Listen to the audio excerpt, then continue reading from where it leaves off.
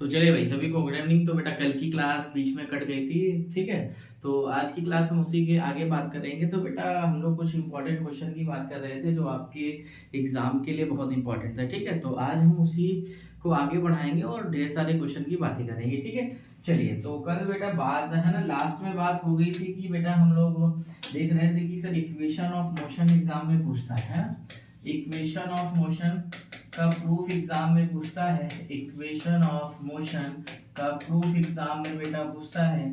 इसको बोलते हैं गति के समीकरण, है ना। गति के समीकरण का निगमन आपसे पेपर में जरूर पूछेगा, ठीक है। और हमने आपको बताया था कि सर तीन टाइप के होते हैं, है ना। पहला था बेटा v बराबर u प्लस ए टी, इसको बोलते हैं बेटा, है ना, गति का प्रथम समीकरण, फर्स्ट इक्वेशन। दूसरा था प्यारे बच्चों u t plus half A T square. तीसरा था प्यारे बच्चों v स्क्वायर बराबर u स्क्वायर प्लस 2as, ठीक है। तो हम इसको देखते हैं कैसे करेंगे बेटा, है ना। दो मेथड से आपसे पूछता है। या तो प्यारे बच्चों आपसे बोलेगा बताइए ग्राफिकल मेथड बता दीजिए। क्या बताइए बेटा? ग्राफिकल मेथड बता दीजिए, ग्राफी विधि जिसको कहते हैं। या तो आपसे पूछेगा बेटा कैलकुलस मेथड, या तो एनालिटिकल मेथड, है ना, जिसको हम लोग बोलते हैं कलन विधि, ठीक है। दोनों तरीके से हम यहाँ पे सीखेंगे, ठीक है। अब यहाँ से हम लोग एक एक बातों को, एक एक टॉपिक को समझते हुए आगे बढ़ेंगे, ठीक है। और आप लोग नोट्स कॉपी लेके बैठिए और एक एक चीजों को मेरी क्लास के साथ ही नोट करते चलिए, ठीक है। चलिए, अगर हम बात करें सर कि इक्वेशन ऑफ मोशन है क्या, तो बेटा ये यूनिफॉर्म मोशन के लिए लागू होता है ना। एक समान गति के लिए यूनिफॉर्म मोशन की बात करेगा। अगर कहीं पे यूनिफॉर्म मोशन की बात हो रही है तो हम इन गति के समीकरण को लगा सकते हैं, इक्वेशन ऑफ मोशन हम अप्लाई कर सकते हैं, ठीक है। चलिए, जैसे आपने 10th में क्वेश्चन किया होगा, मैं एक दो एग्जांपल ले लेता हूँ फिर इसके प्रूफ कराता हूँ। जैसे यहाँ से इसका यूज क्यों करते हैं हम लोग, यहाँ से क्वेश्चन अच्छे बनते हैं, ठीक है ना। आपके यहाँ पे एग्जाम में क्वेश्चन भी अच्छे बनेंगे। जैसे बोल दिया कि बताइए एक कार है ये, है ना, रेस्ट से चलना स्टार्ट करती है और ये 5 सेकंड बाद यहाँ पे जाके रुक जाती है। तो आपसे पूछ लिया बताइए इस कार ने कितना डिस्टेंस ट्रेवल किया। एक क्वेश्चन तो ये है, ठीक है। अब बोल रहा है कि कोई कार है 10 सेकंड बाद जाके रुक जाती है, तो उसने कितना दूरी तय किया। तो इस टाइप के क्वेश्चन यहाँ पे बनेंगे। हम पहले इनका प्रूफ देखेंगे, एग्जाम में पूछते हैं, फिर इसके बाद हम इनके क्वेश्चन की चर्चा करेंगे, ठीक है।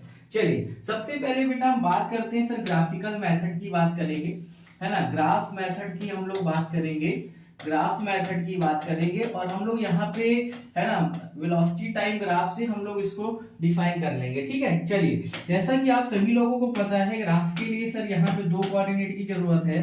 पहला होगा प्यारे बच्चों x और दूसरा होगा प्यारे बच्चों y। और यहाँ पे हम लोग ले रहे थे, अगर आपको याद है, रिवीजन करा रहे हैं, थोड़ा स्पीड में चलेंगे, टाइम एक्सिस लेंगे और यहाँ पे प्यारे बच्चों लेंगे वेलोसिटी। और आपको पता है कि इनिशियली मान लेते हैं ये ओरिजिन है और मान लेते हैं कि अभी बॉडी किस में है, रेस्ट में है।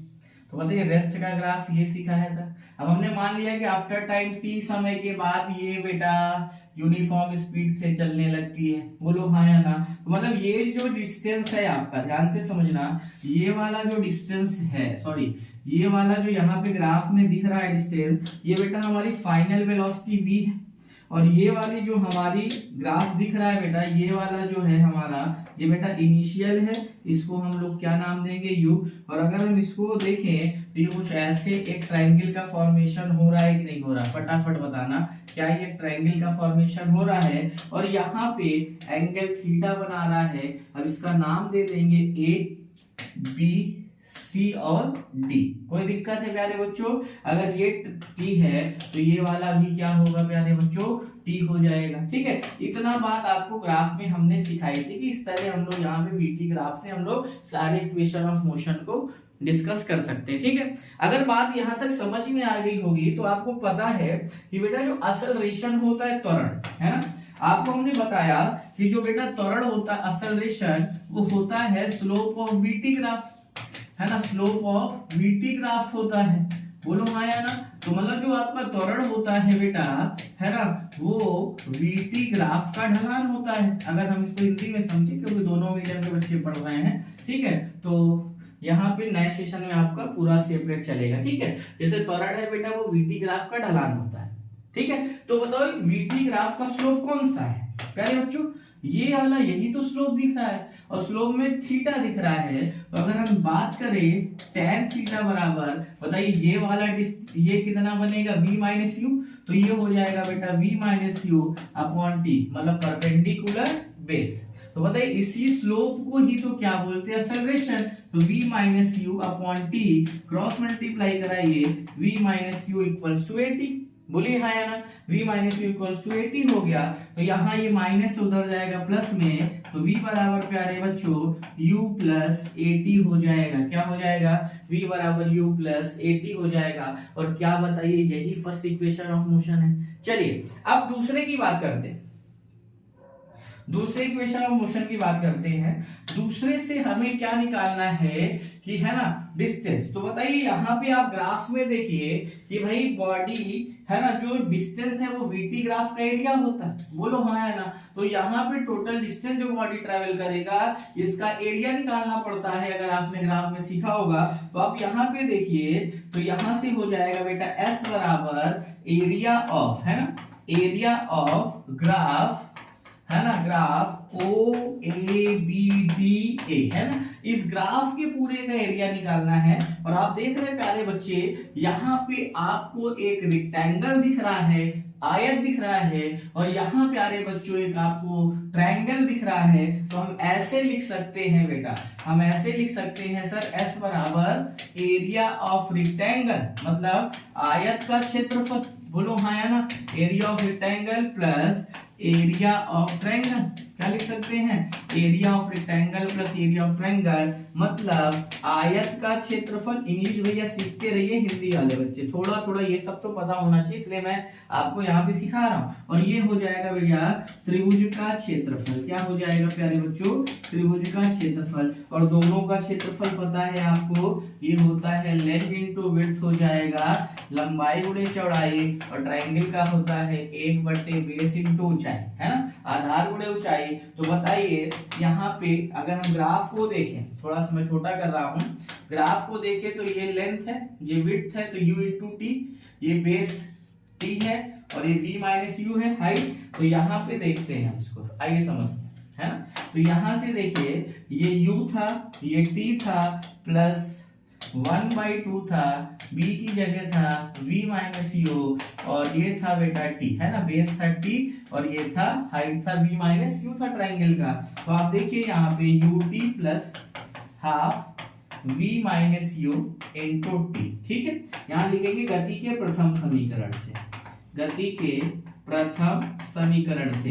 और गति के प्रथम समीकरण से अगर हम बात करें तो v माइनस यू बराबर क्या होता है, 80, यहाँ उठा के रख देना from first equation of motion. तो यहाँ से देखिए हमें जो मिलेगा s बराबर ut प्लस हाफ 80 स्क्वायर मिल जाएगा। क्या मिल जाएगा, s बराबर ut प्लस हाफ 80 स्क्वायर मिल जाएगा। बताइए क्या यही आपका इक्वेशन का सेकंड मोशन है। चलिए तो बेटा थर्ड के लिए आइए देखते हैं, है ना, थर्ड के लिए आइए देखते हैं। बहुत ही प्यारा सा कॉन्सेप्ट है भैया। थर्ड में आपको ये वाला एरिया दिख रहा है, ट्रेपीजियम, इसको इंग्लिश में ट्रेपीजियम बोलते हैं, हिंदी में समलंब चतुर्भुज। ये तो इसका एरिया क्या होता है, आइए यहां से बात करते हैं कि तीसरे के लिए बात करते हैं। आइए थर्ड के लिए बात करते हैं।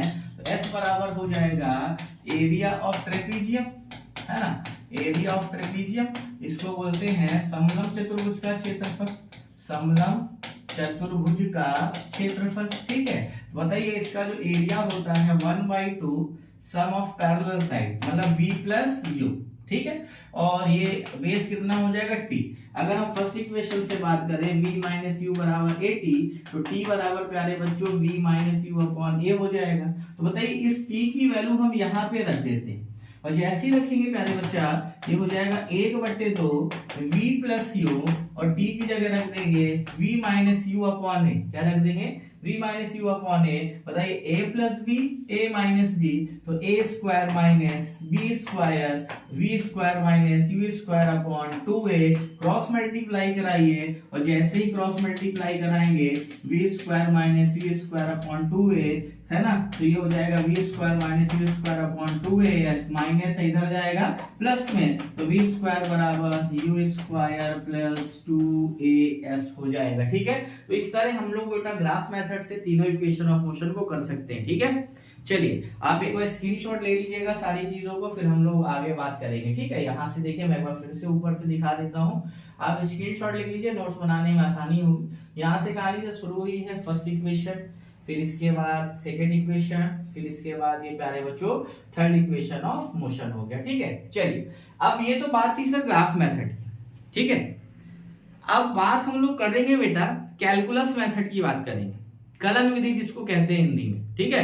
तो इसके लिए आपको बेटा इंटीग्रेशन के कुछ फार्मूले पता होने चाहिए। मैं आपको यहाँ पे 2 फार्मूले यूज होंगे, मैं उनको थोड़ा सा बता देता हूँ, जिससे आपको ये जो मैं यहाँ पे प्रूफ कराने चल रहा हूँ आपको एकदम अच्छी तरीके से समझ में आए। बाकी आप लोगों ने पढ़ रखा है, मैं बस आपके लिए रिविजन करा रहा हूँ, इसलिए थोड़ा हम स्पीड में लेके चलेंगे, ठीक है, जिससे आप लोग कम समय में ज्यादा चीजें देख पाओ। चलिए अगर हम बात करते हैं सर, यहाँ पे इंटीग्रेशन में 2 बातें यूज होनी है, 2 बातें, है ना। फार्मूला क्या होता है कि मान लेते हैं सर इंटीग्रेशन ऑफ डीएक्स आपने पढ़ रखा है, तो इसका फार्मूला होता है एक्स, है ना। और अगर मान लेते हैं sir limit a to b है, तो इसको हम लिख सकते थे x की पावर a टू b। फिर होता है सर अपर लिमिट माइनस लोअर लिमिट। तरीका सीखो, मैथ्स में आप प्लस सी कांस्टेंट वगैरह लेते हो, लेकिन यहाँ पे अपने को उतना जरूरत नहीं है इन सब चीजों की, बस अपने को ये तरीका पता होना है जितना हम सिखा है। dx a टू b है, तो ये आप इंटीग्रेट किया, ये आया, ठीक है। एक फार्मूला तो ये यूज होगा। जैसे अब हमने पूछा dt है, तो आप आंसर करिए, कमेंट करिए क्या मिलेगा, t मिल जाएगा। dx है तो क्या मिल जाएगा x, और dv है तो क्या मिल जाएगा v, है ना। और यहाँ पे du है तो क्या बन जाएगा, u बन जाएगा। और शर्त ये देखना इसके पहले कौन सा फंक्शन है, ठीक है। अगर यहाँ पे t होता du है तो t कांस्टेंट होता, इंटीग्रेशन किसका होता, d का, u का, तो ये आंसर आता है बेटा tu, है ना। ये बात आपको समझ में आनी चाहिए, ठीक है। और दूसरा फार्मूला है प्यारे बच्चों, दूसरा एक फार्मूला यूज होता है सर x की पावर n dx का, ठीक है। इसका फार्मूला होता है प्यारे बच्चों x की पावर n+1 अपॉन में n+1। क्या होता है, x की पावर n+1 और अपॉन में प्यारे बच्चों n+1 होता है, ठीक है। तो ये 2 फार्मूले आप यूज रखेंगे, इनकी मदद से हम आपको यहाँ पे डेरिवेशन सिखा ले जाएंगे, ठीक है। चलिए अगर हम बात करें sir first equation of motion की बात करो कि अगर सर v बराबर u प्लस at था, तो आप बताइए क्या यहाँ पे एक्सेलरेशन, वेलोसिटी और टाइम की बात हो रही है, बोलो हाँ या ना। और अपने को पता है बेटा, लिखेंगे वहां पे डिटेल में समझाया था, यहाँ देखो कि क्या लिखे थे, we know that a equals to हो जाएगा प्यारे बच्चों dv अपॉन dt, बोलिए, और क्रॉस मल्टीप्लाई कराइए, dv इक्वल्स टू क्या मिल जाएगा बेटा a dt। और अपने को पता है कोई बॉडी है उसका इनिशियल वेलोसिटी क्या होता है, बोलिए, प्रारंभिक वेग कितना होता है, u होता है। और फाइनल कितना होता है प्यारे बच्चों, फाइनल वेलोसिटी कितना होता है, v होता है। और टाइम इनिशियल कितना होता है, 0।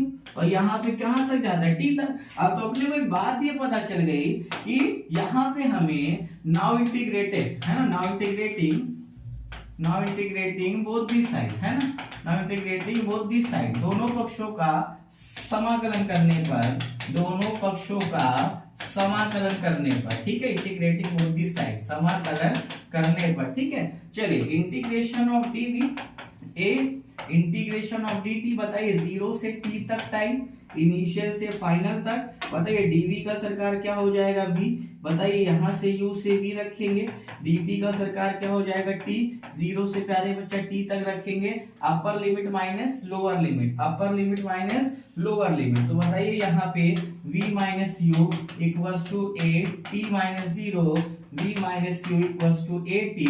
और यहाँ पे बताइए माइनस उधर जाएगा प्लस, तो v बराबर u प्लस a t हो जाएगा, क्या हो जाएगा, v बराबर u प्लस a t हो जाएगा। और प्यारे बच्चों सबको पता है कि यही आपका फर्स्ट इक्वेशन ऑफ मोशन है, ठीक है। चलिए दूसरे की बात करते हैं, आइए। अच्छा अगर हम दूसरे की बात करें तो भैया रिलेशन देखिए, s है बराबर ut plus half at square, है ना। तो अगर हमें पता है ना, अगर मुझे पता है कि सरकार वेलोसिटी इक्वल टू होता है डिस्प्लेसमेंट अपॉन टाइम, क्या होता है, change in displacement upon time. तो अगर हम यहां से पता कर लें ds बराबर होता है प्यारे बच्चों v dt, और अपने को पता है यहाँ पे v बराबर होता है u प्लस a t, तो यहाँ रख देंगे ds इक्वल्स टू हो जाएगा u प्लस a t, और ये हो जाएगा dt। बताइए आप इंटीग्रेट करेंगे, है ना, तो इंटीग्रेट करेंगे तो ds 0 से s तक, ये आपका हो जाएगा u, dt हो जाएगा 0 से कहां तक, t तक, और ये a तो कांस्टेंट हो जाएगा, 0 से t dt हो जाएगा। बोलो हाँ या ना। अब यहाँ पे आगे बात करेंगे। आइए, ये बात हो गई। बताइए ds क्या हो जाएगा, s lower limit upper limit u dt का t 0 से t। बताइए t का पावर 1 है तो t स्क्वायर अपॉन 2 हो जाएगा, 0 से कहां तक, t तक। बताइए बेटा ये s माइनस 0 हो जाएगा, और ये प्यारे बच्चों u t माइनस 0 हो जाएगा, और ये 1/2 at स्क्वायर बचेगा। तो बताइए s बराबर ut plus half at square हो जाएगा। क्या हो जाएगा, s बराबर ut plus half at square हो जाएगा। क्या हमारी बात आपको क्लियर हो रही है? ठीक है, तो नोट करेंगे। और मैं तीसरा क्वेश्चन आपको होमवर्क के लिए दे देता हूँ कि थर्ड इक्वेशन आप ट्राई कीजिएगा, नहीं आएगा तो हम आपको बताएंगे, है ना, क्लास के बाद कमेंट कर दीजिएगा, है ना। थर्ड इक्वेशन आपको ट्राई करना है u स्क्वायर प्लस 2as, है ना, ये आपके लिए होमवर्क, ये कर लीजिएगा, इंपॉर्टेंट है। ये तीनों डेरिवेशन इंपॉर्टेंट है, एग्जाम में जरूर एक एग्जाम में रहता आपसे क्वेश्चन। ठीक है, चलिए आइए अगले क्वेश्चन की बात हम लोग कर रहे थे। फिर हमने बात बोला कि सर कुछ इंपॉर्टेंट थ्योरी भी आपसे पूछता है, मैं आपको एक्सप्लेन करता हूं। जैसे हमने पूछा, आपसे पूछ लिया बेटा कि बताइए न्यूटन्स लॉ ऑफ मोशन को डिस्क्राइब कीजिए, है ना। न्यूटन्स लॉ ऑफ मोशन के बारे में पूछ लिया। न्यूटन्स लॉ ऑफ मोशन क्या है ना। न्यूटन के गति का नियम पूछ लिया, एक इंपॉर्टेंट थ्योरी है, एग्जाम में पूछ सकती है। न्यूटन के गति का नियम क्या है बेटा, ये आपसे पूछ लिया। फिर इसके बाद आपसे पूछ लिया फ्रिक्शन के बारे में, घर्षण क्या है, घर्षण क्या है, व्हाट इज फ्रिक्शन पूछ सकता है ना। इसको बोलते हैं बेटा what is friction, what is friction.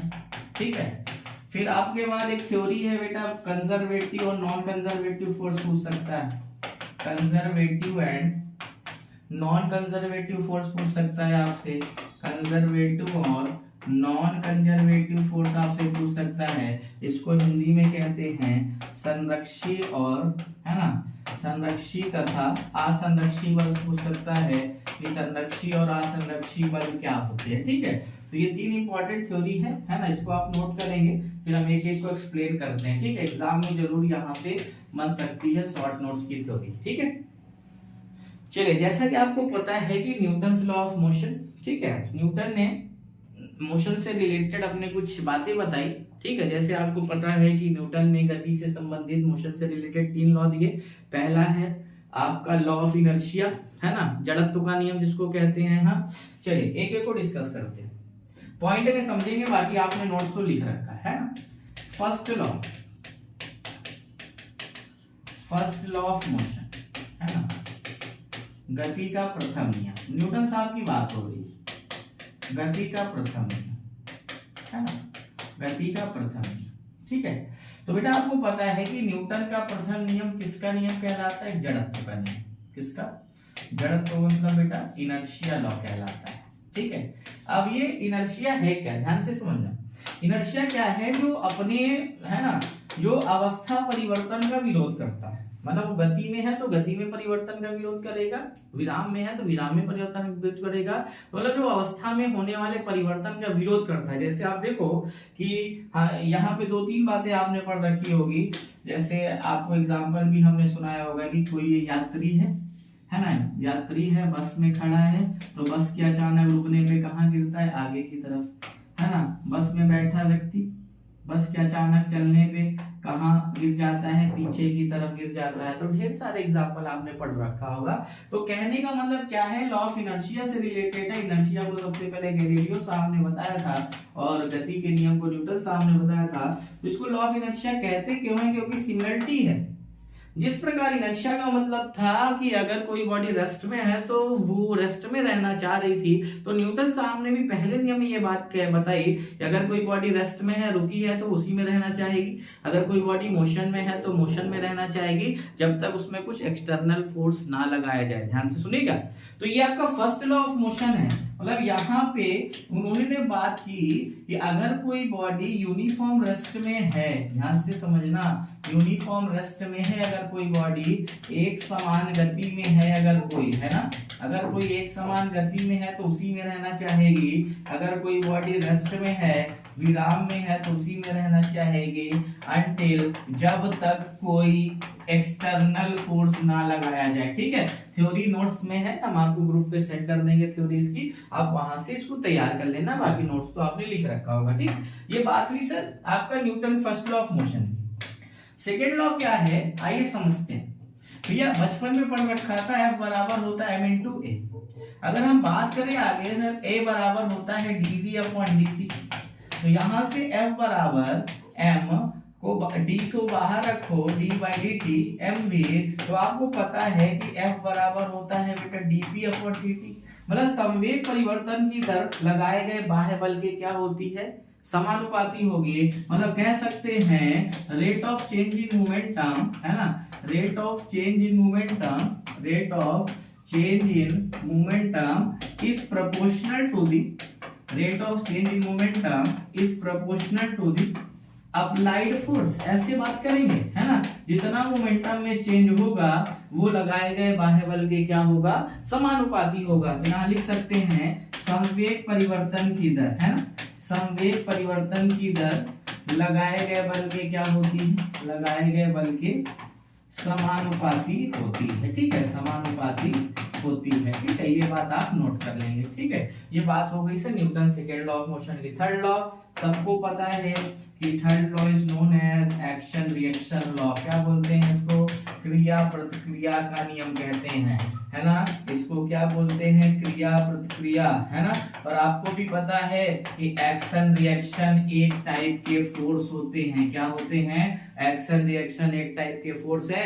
आप देखो कि ये बहुत ढेर सारे एग्जांपल हैं कि जब आप नाव से उतरते हो तो नाव को आप पीछे की तरफ धक्का देते हो। ऐसे मान लो ये पानी में नौका खड़ी हुई है, ये पानी में नौका खड़ी हुई है और ये आप हो जंगली की तरह कूदे, तो नाव को आपने पीछे धक्का मारा, नाव ने आपको आगे मारा, तब आप जाके यहाँ पे उतर पाते हो। क्या कारण है, न्यूटन का तीसरा नियम, every action there is equal and opposite reaction.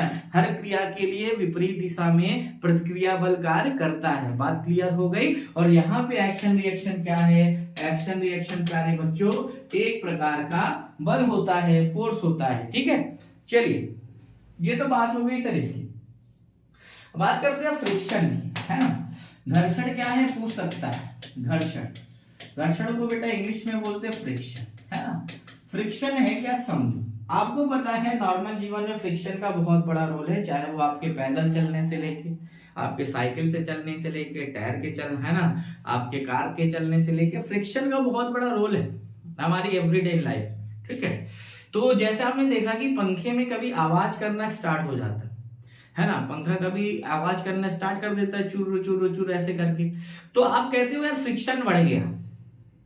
आप क्या करते हो, ऑयलिंग कर देते हो, या तो बेयरिंग खराब होगी तो आप जाके बेयरिंग चेंज करवा देते हो, है ना। सेम जैसे हम लोग करते हो वैसे आप भी करोगे।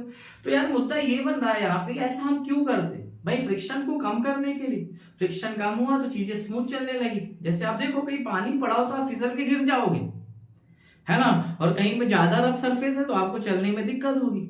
मतलब ये साफ है कि सब दिक्कत तो दोनों जगह है, ना हम कम फ्रिक्शन पे हैं ना हम ज्यादा फ्रिक्शन पे, मतलब उतना ही होना चाहिए जितना हम आराम से सरवाइव कर पाए। मतलब भाई जैसे हम हमको बोल दिया कि तेल में गाड़ी चलाओ, है ना, फर्श पे तेल गिरा दोगे तो इसी पे गाड़ी चला लो, तो इम्पॉसिबल है, नहीं चला पाओगे क्योंकि फ्रिक्शन बहुत कम है। अब वही समझना है कि व्हाट इज फ्रिक्शन है क्या। ठीक है, तो सबसे पहली बात 2-3 पॉइंट में बता रहा हूं, याद रखना कि friction is an opposing force. Friction एक विरोधी बल होता है। ये दो वस्तुओं के मध्य, टू बॉडीज के बीच में होने वाले रिलेटिव मोशन का अपोज करता है। मतलब दो वस्तुओं के मध्य होने वाली प्यारे बच्चों आपेक्षिक गतियों का विरोध करता है, तो इसी को कहते हैं फ्रिक्शन। क्या कहते हैं, फ्रिक्शन। ये एक ऐसा फोर्स है जो मोशन का नहीं अपोज करेगा, रिलेटिव मोशन का अपोज करेगा। और रिलेटिव मोशन को आप लोगों ने पढ़ रखा है कि रिलेटिव मोशन है क्या, सबको पता है कि जब दो बॉडी, है ना, या तो ऐसे हम बता दें कि एक बॉडी के रेस्पेक्ट में दूसरी बॉडी की वेलोसिटी, या तो एक सरफेस के ऊपर कोई दूसरी बॉडी मूव कर रहे हो, जैसे हमने बोला कि यहाँ पे एक ये सरफेस है, यहाँ पे कोई ब्लॉक रखा है, हमने बोला ये 10 न्यूटन है लेकिन फ्रिक्शन फोर्स 12 न्यूटन है, तो क्या ये ब्लॉक को चलने देगा? नहीं चलने देगा ना, बोलो नहीं चलने देगा। रीजन है क्योंकि भाई एक्सटर्नल फोर्स से ज्यादा फ्रिक्शन है, फ्रिक्शन उसको है ना, फ्रिक्शन उसको एकदम जकड़ के रखा है कि नहीं चलने देंगे हम तुमको। क्वेश्चन बनता है यहां से, ठीक है, तो फ्रिक्शन नहीं चलने दे रहा उसको। इसका कारण ही है कि भाई फ्रिक्शन फोर्स कम है कि सॉरी ज्यादा है किसके अप्लाई फोर्स से। अगर ऐसा है तो बॉडी में मोशन नहीं होगा। तो बताइए क्या फ्रिक्शन आप समझ में आया? फ्रिक्शन एक विरोधी बल है, अपोजिंग फोर्स है, जो दो बॉडीज के बीच में रिलेटिव मोशन का अपोज करता है। तो इस है ना ऐसे फोर्स को बोलते हैं बेटा फ्रिक्शन फोर्स। ठीक है, यहाँ पे दो बातें लिख लेना। आपको पहली बात तो पता है ये कैसा फोर्स है बेटा? अपोजिंग फोर्स होता है फ्रिक्शन, मतलब विरोधी बल होता है प्यारे बच्चों, ये विरोधी बल होता है प्यारे बच्चों ये।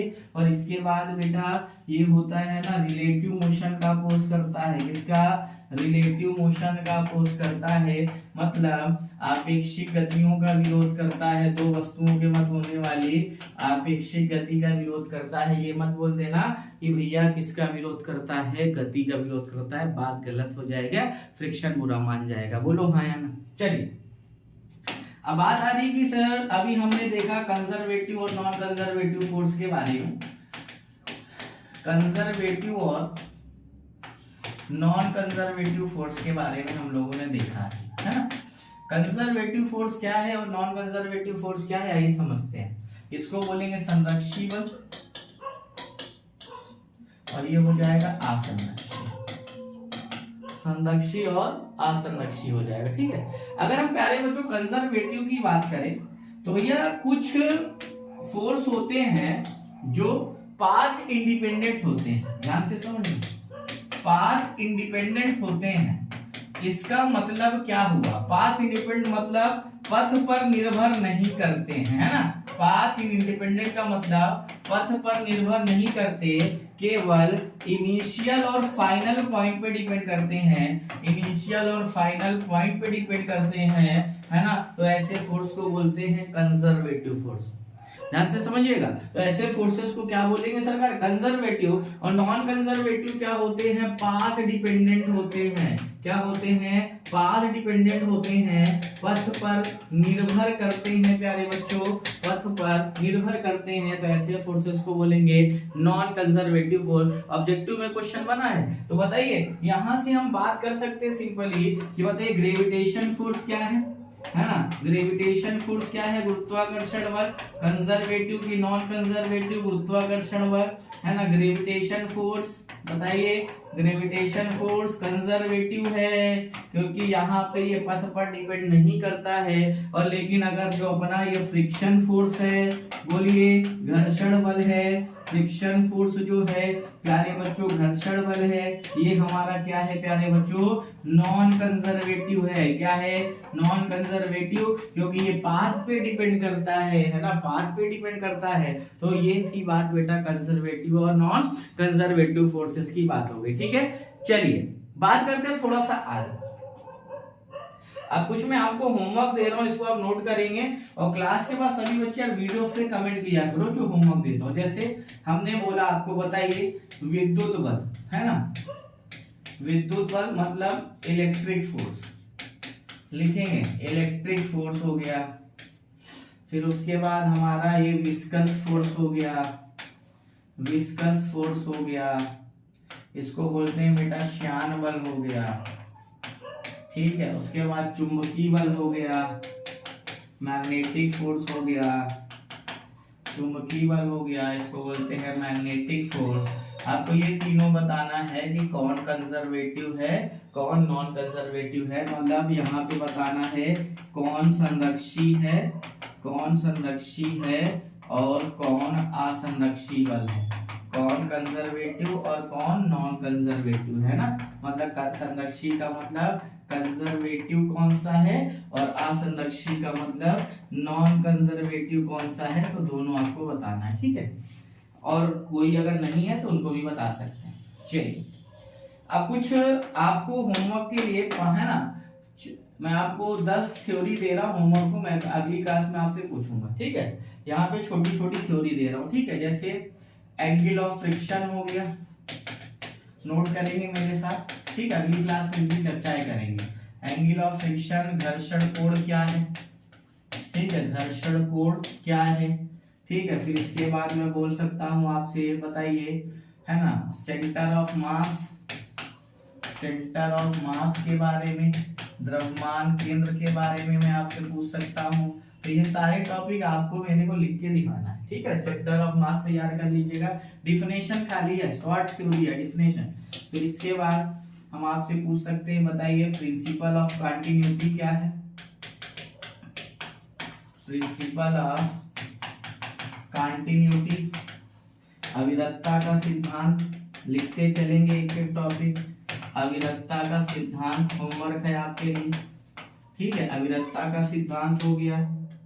फिर इसके बाद बर्नौली की प्रमेय, या तो बर्नौली का सिद्धांत, बर्नौलीज थ्योरम, इंग्लिश में भी बोल रहा हूँ, लिखते चले, सबकी कॉपी में चेक करूंगा कल आके, बर्नौलीज थ्योरम, ठीक है। फिर इसके बाद बेटा हो गया, फिर अगला क्वेश्चन है स्पेसिफिक हीट, स्पेसिफिक हीट हो गया, विशिष्ट ऊष्मा, विशिष्ट ऊष्मा हो गया। फिर उसके बाद कैपलर, कैपलर का नियम, है ना, कैपलर्स लॉ, है ना, कैपलर का नियम पढ़ा ना चैप्टर 8 में, कैपलर लॉ ऑफ प्लैनेटरी मोशन पूछेंगे, कैपलर्स लॉ, ठीक है, कैपलर का नियम पढ़ लेना। फिर इसके बाद बेटा 10 क्वेश्चन दे रहा हूँ, कल सबके चेक करूंगा, करके आना नहीं, हाथ पैर तोड़ूंगा तुम लोगों के मैं। चलिए इसके बाद बेटा बात करेंगे हम लोग, कैपलर लॉ हो गया, ठीक है। इसके बाद हम बात करेंगे सरल आवर्त गति की, सरल आवर्त गति क्या होती है, सिंपल हार्मोनिक मोशन इसको कहते हैं, simple harmonic motion, SHM short में पढ़ते हैं, ठीक है, एसएचएम। फिर इसके बाद 8वां क्वेश्चन, 8वां क्वेश्चन है आपका यहाँ से, हाँ मान लो 8वां क्वेश्चन हम दे देते हैं आपको, पास्कल लॉ, है ना, पास्कल लॉ तैयार करो भाई, है ना, पास्कल का नियम, है ना, पास्कल का नियम, ये बहुत इंपॉर्टेंट है, ठीक है। चलिए 9वां क्वेश्चन, 9वां क्वेश्चन आपका हो गया ब्लैक बॉडी, ब्लैक बॉडी इसको कहते हैं आदर्श कृष्णिका। ये सारे थ्योरेटिकल टॉपिक बता रहा हूँ, इस एग्जाम में कम से कम 5 देखने को मिलेंगे, ठीक है। चलिए लास्ट वाला है प्यारे बच्चों, ठीक है, लास्ट वाला है यहाँ पे एक क्वेश्चन है, हाँ लास्ट वाला कौन सा इंपॉर्टेंट टॉपिक है बेटा, पीरियोडिक मोशन याद कर लेना, है ना, पीरियोडिक मोशन पढ़ लेना, ठीक है। आवर्त गति क्या होती है, सारे डिफिनेशन नोट करके एक जगह रखना और क्लास में कमेंट करना जिन जिन बच्चों का हो गया, ठीक है। क्लास खत्म होने का वीडियो में जाके कमेंट सेक्शन पे मैसेज करना, ठीक है। तो आज की क्लास लेना और कल मैं इन सारे क्वेश्चन का डिफिनेशन बताऊंगा, समझाऊंगा क्या होते हैं ये टॉपिक, ठीक है। तो कल की क्लास में इसके आगे ही बात होगी, ठीक है। चलिए मिलते हैं अगली क्लास में, तब तक के सभी को बाय, गुड नाइट।